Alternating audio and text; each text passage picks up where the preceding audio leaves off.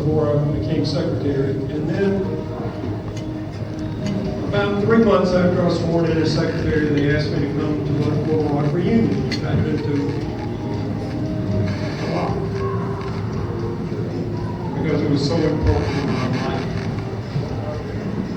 And so when I got here, you know, as secretary, you got all these people with you and everything, and they said, "Do you want to go on the ship?" I said, "Well, yeah, I do."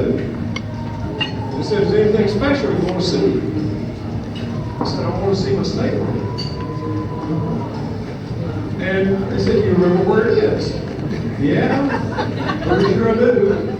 So we get on the ship, go down a ladder, go forward, and it's not there. I'm thinking, well, maybe I don't remember. But I looked, I said, well, there's the room locker. There's the barber shop. There's the wardroom. Where's my stateroom? The 3 staterooms, including mine, had been ripped out so they could have an exhibit of World War II Polish Army uniforms. So that night, after my speech, the head of the USS Little Rock Association gets up and says, "Well, since you served, could we have one of your flags to fly over Little Rock?" And I said, "You give me back my stateroom, I'll give you a flag." I made him wait about a month. But every time I've been back, there's a long explanation about why my stateroom isn't there. I'm still hopeful, but I think it may not happen. Anyway, thank y'all so much for having Lynn and me here. When I got invited, I love coming to Buffalo and to the Naval Military Park here, my connection to Little Rock. And this organization, you know, when a Navy ship, U.S. Navy ship, is put into commission, people. There we go. Poker time. The ice cream. It's Armageddon.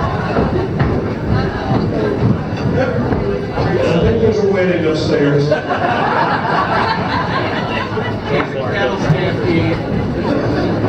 So, when you commission a Navy ship, the order that the sponsor gives, bring this ship to life.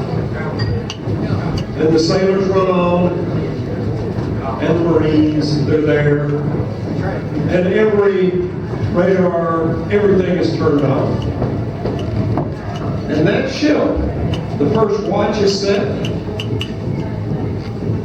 and that ship for 30 years, 40 years, 50 years, there's always a watch. And that ship is brought to life. That ship is a living being that's out there patrolling, protecting us. And that's what this organization do. You extend that life. You extend the life of those ships that you are custodians and protectors of.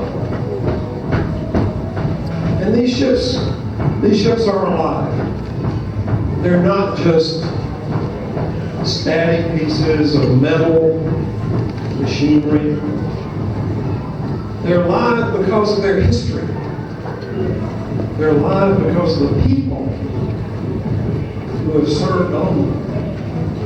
And when you accept, as I did many times as secretary, a ship into commission, the last thing you say is, "God bless the USS whatever, and those who sail in her." And that's what this organization is all about. And I'm going to go through some of this through my lens of the Little Rock. Just looking at where Little Rock from her commissioning in 45, through her decommissioning in the late 40s, then her recommissioning in the late 50s, the places she went,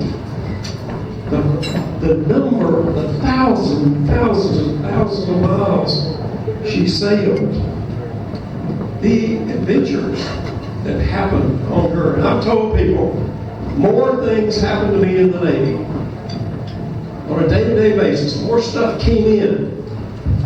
There were more incoming, more things you had to react to, more things you had to figure out and solve than at any time in my life until I got to be governor. It was the most exciting time and consequential time for me as a 21-year-old, very dangerous thing, a junior officer on a Navy ship. And you know, you think about the things that have gone on a ship like Little Rock. The sheer boredom of the midwatch. And how slow that clock seemed to run. But the times of danger. You know, you've got a steel ship sitting in salt water, filled with electricity and high explosives.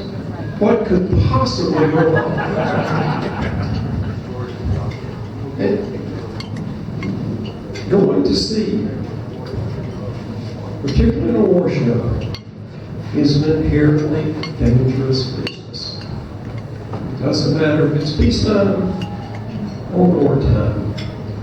And just on Little Rock, I mean, oceans are very unforgiving places. And, you know, two of the many stories. I'm a Southern politician. I tell stories.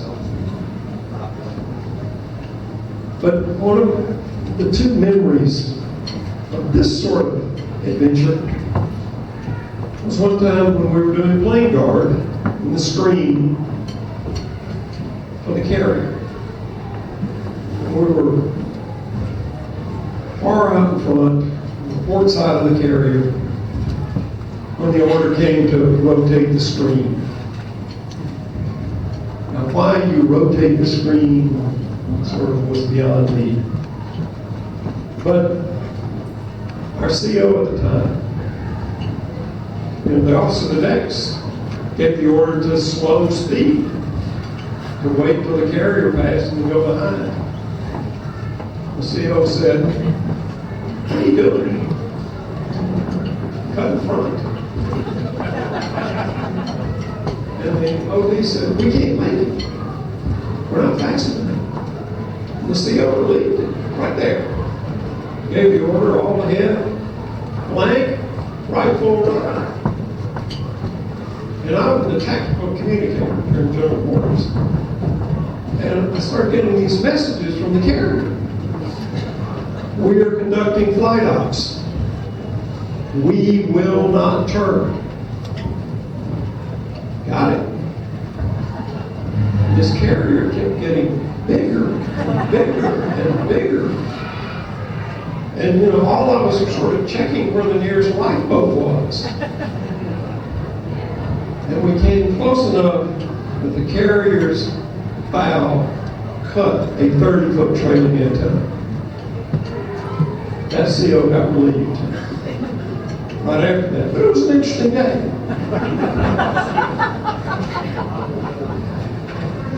And the next thing, we had tailless missiles. Biggest missile in the Navy at the time, anti-air. And we went down to Puerto Rico to shoot 12 tailless missiles. And again, I was a tactical communicator, and we shot the first two at drones. And I knew the thing wasn't working exactly right, because every time the drone would go through a cloud, our radar would lock in on the cloud. But, you know, we shot a couple and they came close enough. And so the captain decided to put a live warhead on the third one, an expanding wire warhead. basically razor blades. Very unpopular with aircraft and people. And we had 1,000 people on that ship, and he said anybody not involved in the missile shoot can come up on deck and watch. So there were 600 people on the deck. So the guy who lived across the passageway, Ray Conan, was a missile officer. He's down to the missile house, and the captain says, "Fire." So I said, "Fire." And there goes the Taylor's missile. And it gets about to the horizon when it starts shaking. And it turns around. And it's coming back at us. And the captain goes, "Destroy that missile." I said, "Destroy that missile, Conan." He said, we're trying, it doesn't work." And then he starts going, "Hail Mary, full of grace," which I took as a bad sign. And Conan said, "We're all going to die." And I looked at the captain and said, "We're going to die, Captain." Well, it was a defective missile all the way around. It went over the ship, about 200 yards over the ship. It's pretty close. And I wasn't the smartest guy on that ship, but I knew more than to run to the other side to see what happened. About 30 people did run to the other side. What happened was the missile hit the water, exploded, and some of those razor blades came back. Now, by the time it got there, they weren't moving very fast. People got cut, but not very badly. And one of my jobs, after the missile was fired, was to talk to the missile range, Puerto Rico. And the little thing I had to read was, "Missile fired, launcher clear, no casualties." And their call sign, I remember, from 55 years ago, was Soap Tree. Ours was Bodyguard. And, I said, Soap Tree, this is Bodyguard, missile fired, launcher clear, and I don't know, 20 or 30 casualties. Long silence. Say again. So I said it again. "You have casualties?" I said, "Maybe you'd like to talk to our captain." So, there are times when being at sea in a warship is very, very interesting. But all those things, all that history, and all those people that are there, that's what keeps that ship alive. That's what you're doing for the next generation and the next one after that. You're helping people understand what it's like, what it takes, the sacrifices people have made and do make, and the skill and the work that is required to go to sea.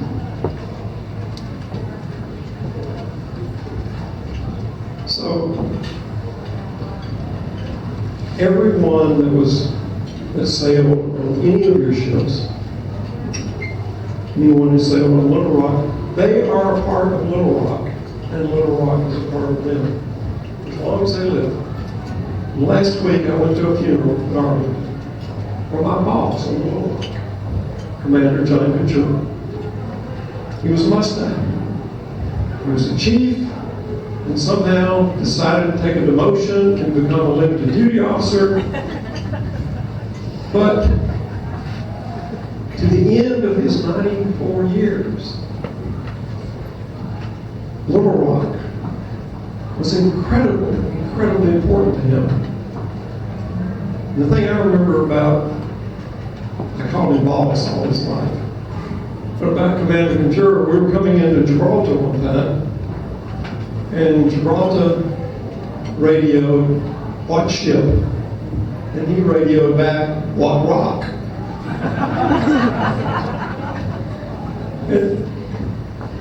But those are the stories and the memories. And these are for every single historic ship that's represented here.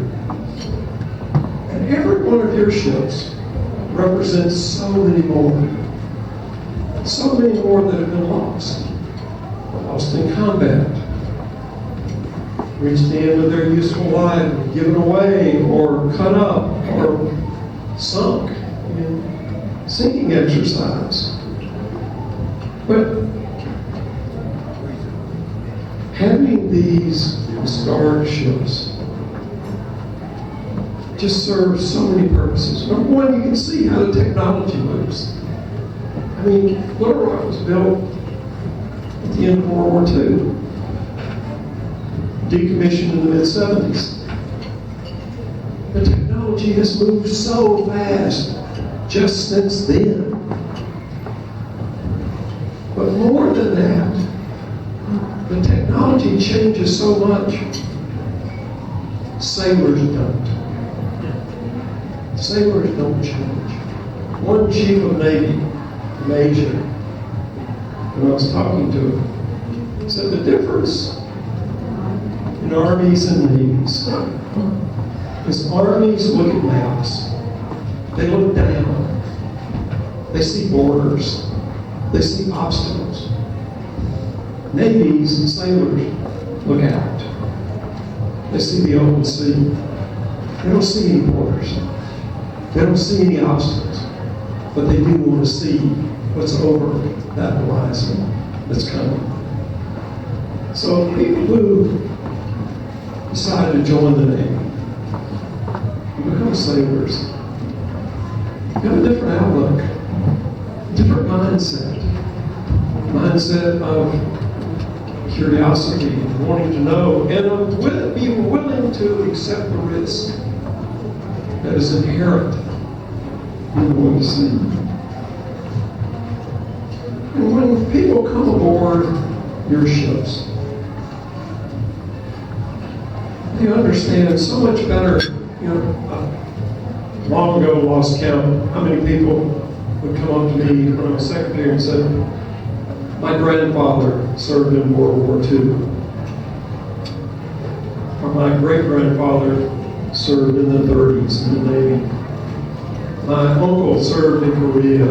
Or my dad was in Vietnam in the Navy. And for all the stories that those people told,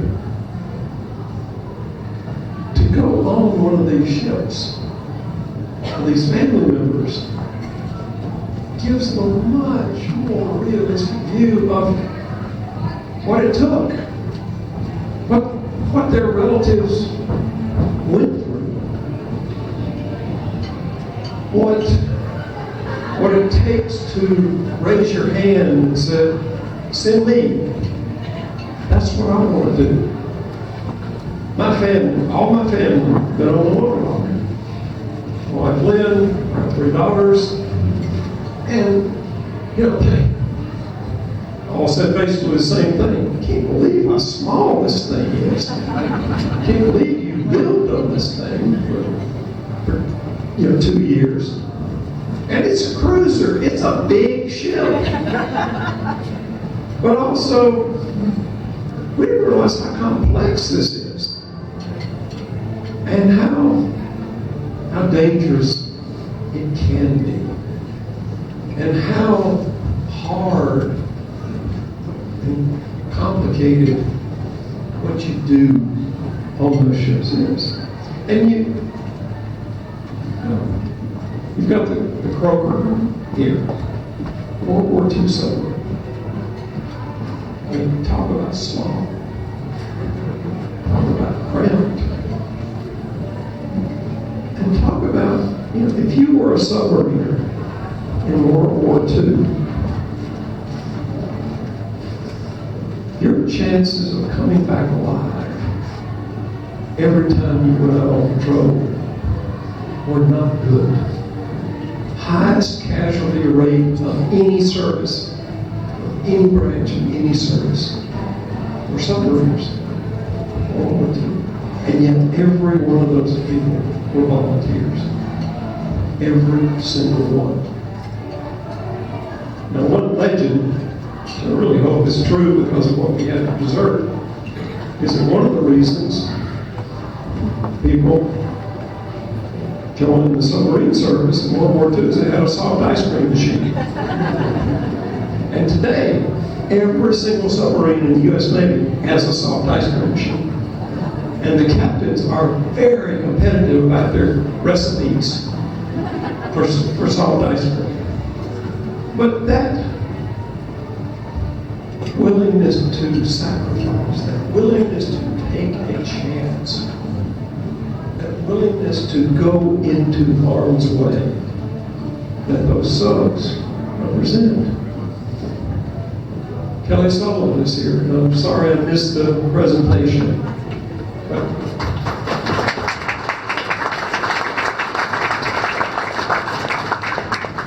But the Sullivans, just going on that ship and understanding the sacrifice that that one family made to lose 5 sons at the same time. And yet, people keep stepping forward to let the place of those who went before and were lost. The Navy, to me, was the one indispensable service. Not just in this country, but in the countries that the other historic ships that you are associated with. The Army and the Air Force are like firefighters. They live at the firehouse. They train all the time. And if there's a big fire, they go fight it. But then they come home. The Navy is like the cop on the beat. Always out there. Always present. There are no permanent homecomings for sailors or Marines. There's always another deployment. The operational tempo of the U.S. Navy is about the same in peacetime and wartime. So, I was born 3 years after World War II ended. 30 years after World War I ended. My father was born 36 years after the Civil War ended. Our oldest daughter was born 45 years after World War II.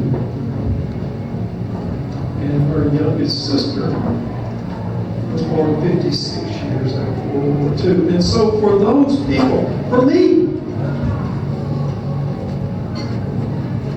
because I've been alive when it happened, it wasn't, it was real, but in a way that you learn from books or heroic movies or something like that. What you do with historic ships is you let people see what it was like, touch it, feel it, see how small these ships, even the big ones, even the carriers are. See how hard it is to land an aircraft on a moving airfield. That, you know, I've been in the back seat a bunch and it looks like a postage stamp. But people do it. We do it all the time. And having people just walk on that ship and see how small that flight deck is, but also see not just what happens with the aircraft and the pilots, but what happens with the crew, and how quickly they can turn those planes around, and how dangerous that is with all the fuel and all the ammunition and everything that goes on, and how they have to do this ballet to move those planes around. And the average age of a flight deck, not counting the pilots, is 19 years old. And how hard that is, and just going on these ships gives people, it makes it real for people. It makes people understand. It's the focal point of so many cities. I mean, and I'm not going to go through all of them, but the Wisconsin, the North Carolina, the Alabama, the Iowa, the Midway. In my first year as governor, we had the National Governors Association in Mobile. Guess where we had the big reception? On the USS Alabama. And it wasn't until I became secretary that I found out Bob Feller, a Hall of Fame baseball pitcher, got 8 battle stars on the USS Alabama.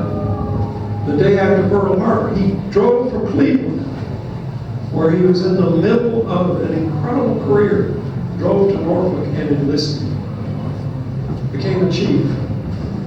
And when he was inducted into the Hall of Fame, some reporter said, looking back, what's your most significant victory? He said, World War II. But there's stories like that on every single ship that's ever been in the Navy.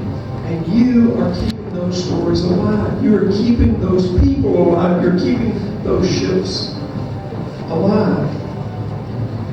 I've always called the Navy and the Marines America's away team. Because when the Navy is doing its job, it's usually a long, long way from home.